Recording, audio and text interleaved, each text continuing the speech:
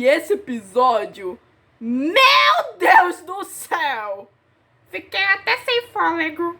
O episódio começa onde terminou o anterior, quando o Akutagawa vampiro acha a Aya e o Bran. E a primeira coisa que esse vampiro sem sobrancelhas faz nesse episódio em tela é pegar o Bran pela cara e perfurar a Aya com o Rashomon. Pois a ordem do Fukuchi era, quando meio que eles encontrarem meio que quem levou o Bran, é pra matar. E nesse momento você fica, meu Deus, o Akutagawa matou uma criancinha! Mas como leitora do mangá, não é bem isso que acontece. Nisso já vamos para o aeroporto, onde vemos o Kunikida e o Tanizaki. E de todos da agência com toda essa situação do Bran, o Kunikida é o que está mais preocupado, pois é a Aya, a menininha que ele salvou desde que eles se conheceram, com todo esse lance do Homem-Bomba no metrô. E agora está em perigo de novo com essa pandemia vampiresca. Ele até tá agindo mais como o pai da Aya do que o próprio pai da Aya.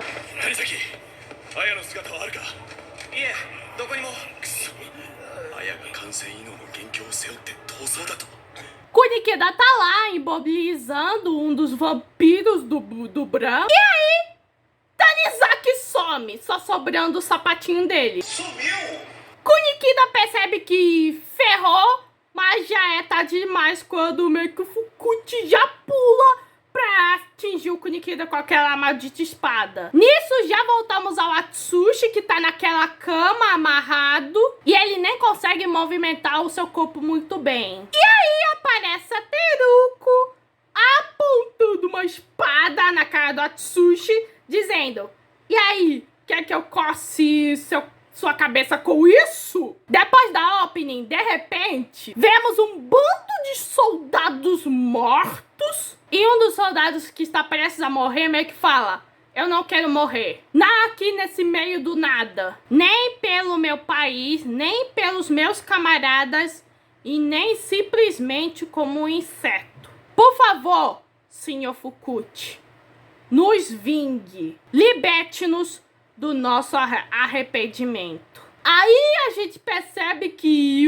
essas são uma das lembranças do Fukuchi na guerra. E o soldadinho que estava nos braços do Fukuchi morre. Voltamos ao presente momento, onde vemos o Fukuchi encarando Fukuzawa e Rampo, a duplinha de papai e filhinho. Fukuzawa já sabe que o local marcado pelo Atsushi era uma armadilha e ele não consegue entrar em contato com os outros membros da agência. E pergunta se isso é também coisa do Fukuchi. Fukuchi fala que os homens do Fukuzawa lutaram bem. E nisso Fukuchi revela que Kunikida e Tanizaki estão presos em um negócio.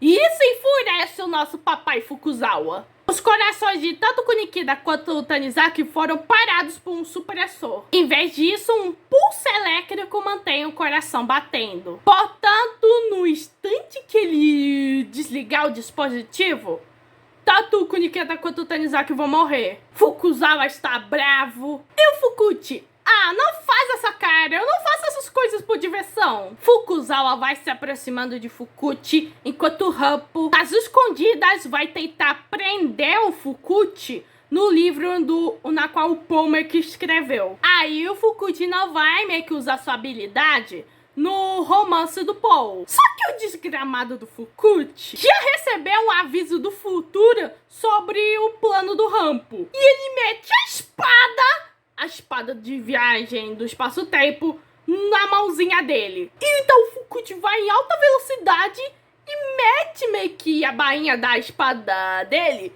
bem no estômago do Rampo. E o Fukuchi, bom, mais um refém na conta. Fukuzawa questiona Fukuchi se o objetivo dele é a destruição do governo, pois aparentemente tem um outro objetivo e esse aí deve ser maior do que a destruição do governo. Pois caso ao contrário, ele não precisaria de reféns. E o Fukuchi? Não é à toa que você me conhece bem. Tá, tente adivinhar. Fukuchi fala pro Fukuzawa que se ele não responder corretamente em 5 minutos, ele irá matar todos os reféns. Já voltamos pro Atsushi, com a Teruko querendo coçar o narizinho do Atsushi com a espada. Só que em vez dela esfatear de vez o Atsushi, ela o liberta. E a Teruko, vai, coça o seu nariz sozinho. Atsushi olha curioso pra Teruko porque ele achou que ela ia comê-lo vivo. E a Teruko fala que o fato do Atsushi ter descoberto a fez perceber que é difícil dele fingir ser terrorista. E meio que o Fukuchi já contou a verdade pra ela nesta manhã. E ela pensou que estava preparada pra fazer isso. E ela, pensando bem, meio que é a primeira vez que ela tortura alguém como o Atsushi. Pois ele não é criminoso e nem vilão. Apenas um cara bonzinho preocupado com o bem-estar de uma criança. Bom, Teruko fala que os dois vão esperar aqui até que o capitão complete o grande plano. E aí ela... Tá aí, gatinho? Faz um truque pra me distrair. Bom, Atsushi fala que ele vai parar meio que o ataque terrorista. E ele sabe que a Teruko tem justiça no seu coração. E que eles podem deter o terrorista junto, só que a Teruko mete um chutão na cama e meio que fala, olha, mais uma dessas suas bobagens e eu esmago você. Ela fala que escolheu por vontade própria ficar do lado do capitão. No entanto, tudo que o Atsushi consegue fazer para tentar mudar a opinião dela seria a justiça? A Atsushi ainda precisa das aulas de justiça do Dazai. Bom, Teruko, vendo que Atsushi tem determinação, decide fazer um joguinho.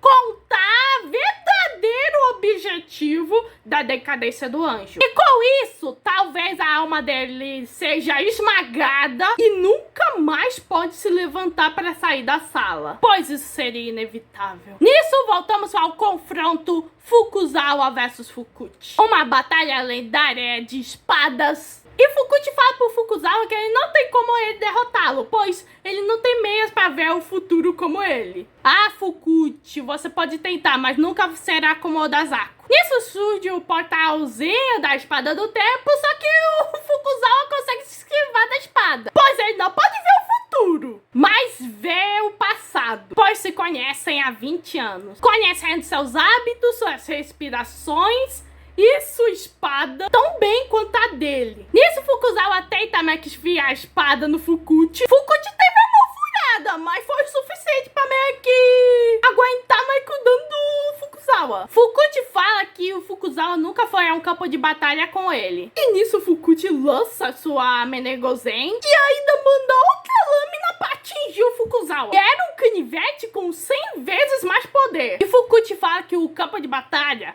mudou ele. E que o eu que o Fukuzawa conhecia não existe mais. E nisso temos o flashback onde vemos o mini Fukuchi com o mini Fukuzawa. E ele tinha a carinha do filho. A gente vê um momento quando eles se conheceram, onde o Fukuchi queria derrotar o dojo do Fukuzawa. E o número de dojos que o Fukuchi invadiu foram 39. Os outros alunos do dojo do Fukuzawa não estão, porque meio que o Fukuzawa mandou eles embora. Então vai lá o Fukuzawa tentar enfrentar o Fukuchizinho sozinho. Nisso, ambos duelam até anoitecer. Bom, o Fukuchi conseguiu ganhar do Fukuzawa 18 vezes e o Fukuzawa o mesmo número. Bom, o Fukuchi se apresenta como Genichiro Fukuchi e Fukuzawa também se apresenta. Bom, o Fukuchi naquela época fala que o caminho meio que da espada é divertido e que nunca é solitário. E ele já decide que vai dominar a arte da espada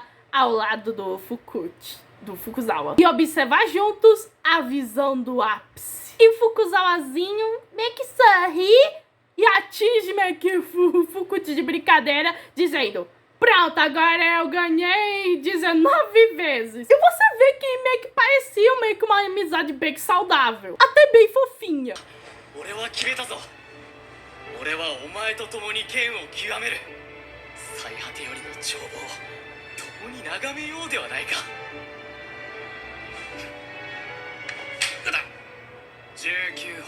Treze anos se passam e Fukuzawa está sentado em um bando de sakuras. Bom, eles vão beber do sake e conversando sobre o trabalho do Fukuchi como diretor de treinamento. E meio que o o Fukuchi foge do trabalho geralmente. Bom, eles vão conversando sobre a infância, na qual o Fukuzawa era conhecido como uma estátua de espada de madeira. E o Fukuchi incontrolavelmente indisciplinado. Bom, o Fukuchi fala que ele foi escolhido para uma posição mais alta. E ele dá a notícia que ele vai pro campo de batalha em Tokoyami-jima. E ele ouviu que vários dos seus alunos não voltaram. E tem um mau pressentimento sobre isso. Fukuzawa pergunta se esse mau pressentimento é em relação que ele pode acabar morrendo.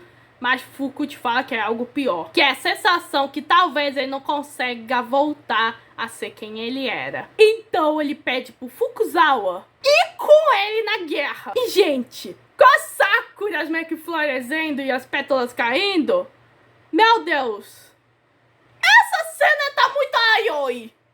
Fukuzawa.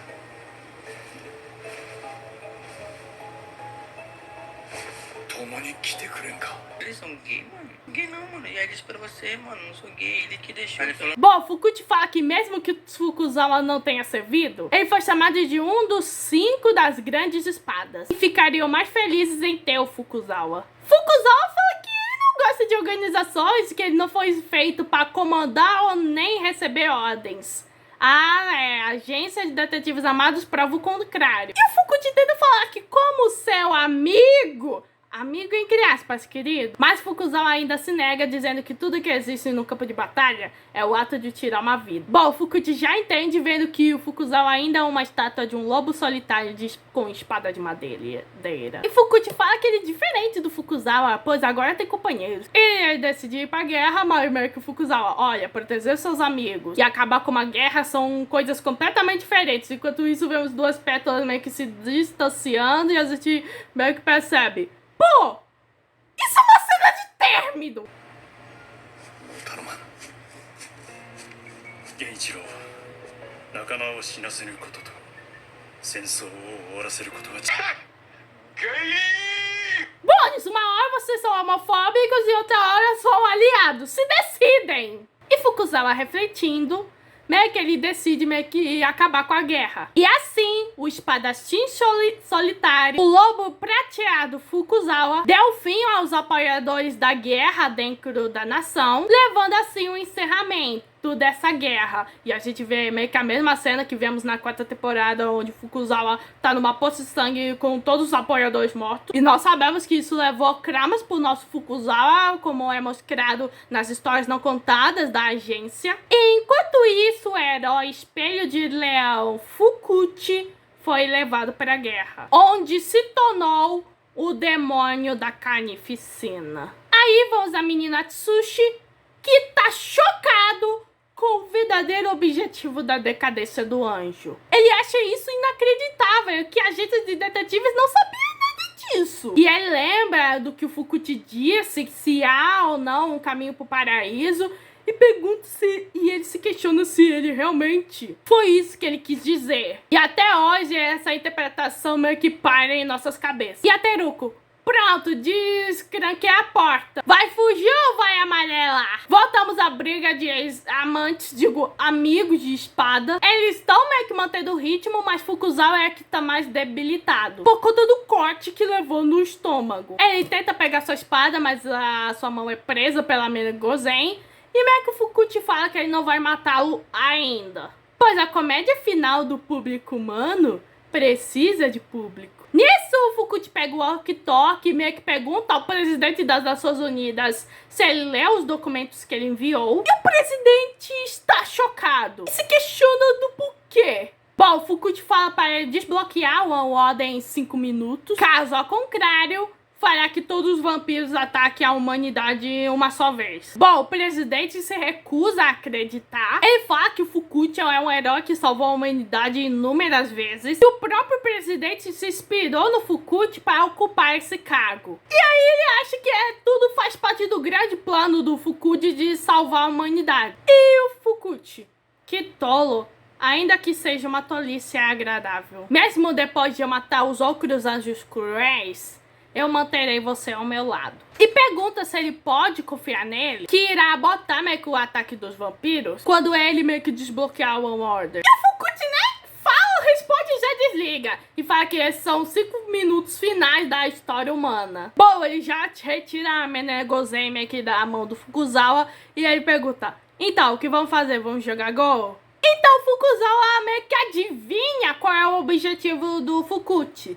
Se seria vingança pelos companheiros em Tokuman Jijima, famintos e forçados a consumirem uns aos outros, porque foram baleados pelas costas por superiores ao tentarem se renderem, pelos soldados de infantaria forçados a lutar até a morte sendo curados por paranormais, contra líderes que forçaram ordens a soldados abandonados usando retóricas sobre valor, contra o gabinete que empurrou seus fracassos diplomáticos para quem está na linha de frente, contra o povo que apoia o governo e assiste à guerra com entusiasmo, e que ele mirou na agência de detetives só para punir o Fukuzawa por sua traição. E meio que o Fukuzawa pega no Fukuchi e fala para libertar todo mundo. E o Fukuchi só coloca a mão no Fukuzawa e punha a espada da Menegozen no peito do Fukuzawa, dizendo que ele errou.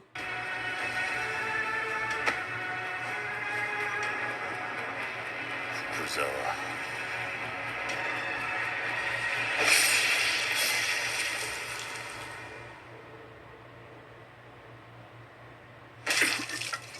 Essa cena deixa meio que o Fukuchi bem mais complexo do que meio que... E você vai bem além do que um estresse pós-traumático de guerra. Enquanto isso, voltamos à menina Tsushi, que tá refletindo o verdadeiro objetivo da decadência do anjo. E se questiona se é realmente certo detê-los. O Atsushi não consegue meio que tomar essa tal decisão. E a gente vê o Atsushi que tá sendo iluminado pela mesma Vikral, que meio que a gente via toda vez que ele tinha um surto do orfanato. E aí aparece o Rapo falando: pô, é uma decisão tão ruim, tão difícil assim? Daí aparece o Nikida falando: olha, o fracasso é inevitável. Daí aparece a Kyoka dizendo: você não precisa fazer nada. E na quarta luz, aparece a Kutagawa, que fala: olhe para fora. E o Atsushi olha e ele vê o Dazai apontando assim para ele seguir em frente. E ele tá com uma expressão de: vai lá e arrebenta, moleque! Atsushi sendo encorajado pelas 5 pessoas que ele mais admira e que tem o maior carinho. わからない僕には決められないそんなこともわからないのか失敗は許されんぞあなたは何もしなくていい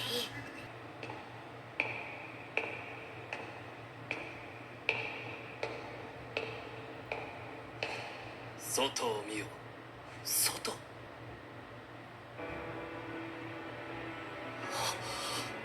Atsushi admite mentalmente que ele é muito tolo para decidir o que é certo. Só que essa não é uma razão plausível para ele não agir. Então Atsushi decide seguir em frente e contar isso ao presidente, pois só ele pode tomar a decisão certa. E até Ryuko fala pros guardas: vai, caminho liberado pra esse moleque. Ai, me conta depois toda a história quando você terminar, tá bem? É, Atsushi cada vez mais crescendo sua autoconfiança. Enquanto isso, nosso Dazai na prisão com o Sigma... なぜ一度も勝てん腕の緊張や視線動作の間合いで次の手がわかる É, meio que o Dazai tá jogando Jaquempó com o Sigma. E o Sigma só não consegue ganhar porque o Dazai sabe o próximo movimento do Sigma pela tensão do braço, o olhar e o tempo dos seus movimentos. Além disso, ele direciona o seu próximo movimento em o subconsciente dele com gestos sutis. O Sigma: graças a Deus que você nunca foi cliente do meu cassino. Bom, Dazai fala que são apenas croquezinhos, que não existem super-humanos ou normais. Bom, pro Sigma ele é um super-humano, pois ele derrotou o Freudor sozinho e nunca precisou do Sigma verdadeiramente. E pergunta do porquê que o escolheu em vez das ferramentas. Bom, Dazai fala que ele tem 2 motivos. O primeiro é porque o Sigma serve como um substituto pro Kunikido. Pois é mais divertido fazer tudo que ele tá fazendo quando tem alguém por perto, pra ficar surpreso e impressionado no que ele faz, e o Dazai vai mexendo no cabelinho do Sigma e o Sigma não gosta nada disso. 一つは国木田君だよなんだ私の活躍にびっくりしたり感心したりしてくれる誰かがいた方が楽しいだろう。触るな Emeco Sigma, então eu nem mereço ter explicação? E o Dazai falou que não, pois ele achou que não entenderia mesmo que explicasse, já que o Sigma tem sido usado por todo tipo de organização. E talvez o Sigma tivesse dificuldade em entender. E pergunto se ele quer tentar, mas primeiro tem uma coisa que ele quer fazer. Bom, o poder do Sigma meio que permite acessar informações. E meio que esse foi o motivo do Dazai o escolher, pois ele quer que o Sigma leia os planos futuros do Frodo a partir do cadáver dele, pois suspeita que a habilidade dele funciona naqueles que toca. Porém, agora que ele tá morto, é seguro tocá-lo. Então eles precisam descobrir os planos futuros a partir do cadáver dele e salvar a agência de detetives no aeroporto. E meio que o Sigma deve estar se perguntando: como ele sabe que a agência está no aeroporto? E Sigma fica surpreso, pois tudo que o Dazai fez até agora é pra ajudar a agência de detetives. Claro, ele é a nova família do Dazai. E além disso, ele tem um filhinho tigre pra cuidar. Traduzindo, é a mão que o alimenta. Nisso, Sigma lembra de algo que ele ouviu no passado, que era como: Sigma, não precisamos mais de você. Não nos leve a mal, mas você não tem mais utilidade pra nós, sendo apenas um peão. E meio que o Sigma pergunta do porquê isso agora. Bom, o Dazai consegue acessar o elevador falando que sua carona está no final. E aí, de repente, Sigma fica de quatro pro Dazai meio que mexer meio que nos aparatos do elevador só pra garantir.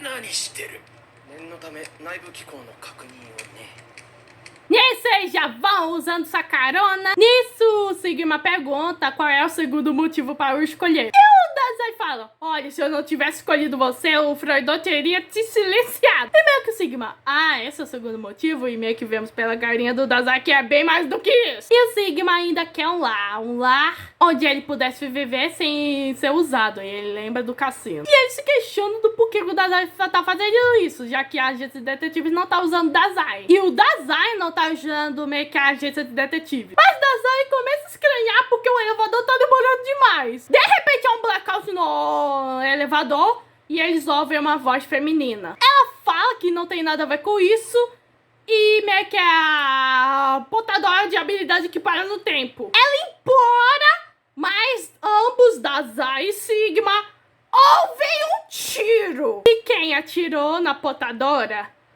foi o Frodo. Frodo fala: olha, eu estou frio e molhado, mas serei breve. E aí tá lá com o Chuya vampiro. Bom, Dazai já vê que sua cúmplice está morta. E o Frodo fala: nossa, eu tô surpreso em relação a você, Dazai. Não por tentar me afogar. Estou surpreso com sua superficialidade, com sua ligação com o manipulador de gravidade. E o Dazai: o quê? E o Dazai diz o quê? Não porque ele não sabia como o Chuya irá parar meio que a imundação.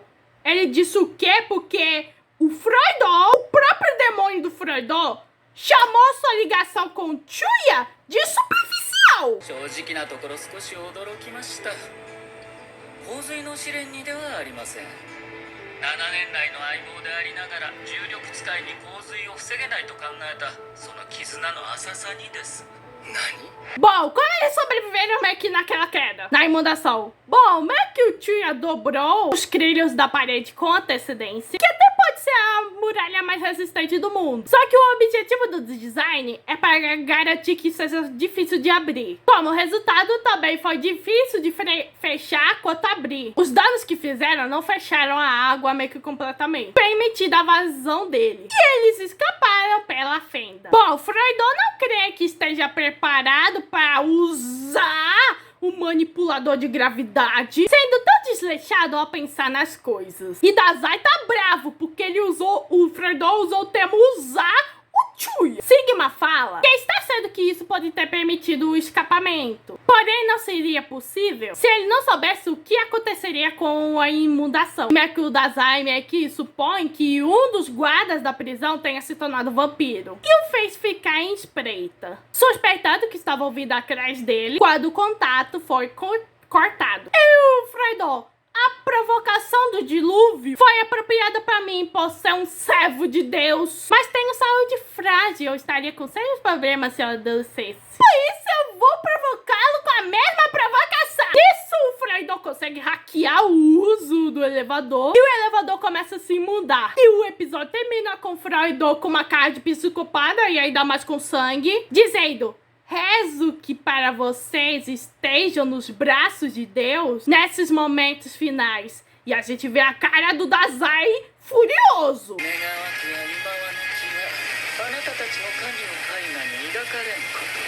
Gente, esse episódio foi muito bom.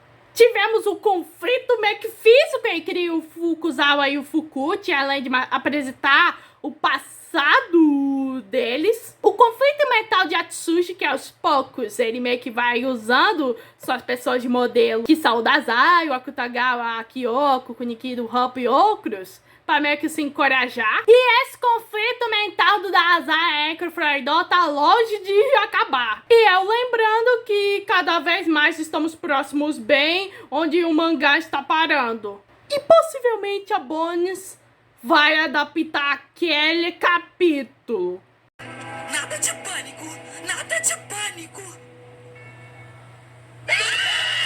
E vamos ver como esse sagrês mortal entre Dazai e Freudon vai terminar na Terra Demoníaca para Homens, parte 3. Esse foi o episódio 9 da quinta temporada de Bungo Stray Dogs. Se inscreva no canal, ative o sininho e compartilhe. Kimono Tobias e fui!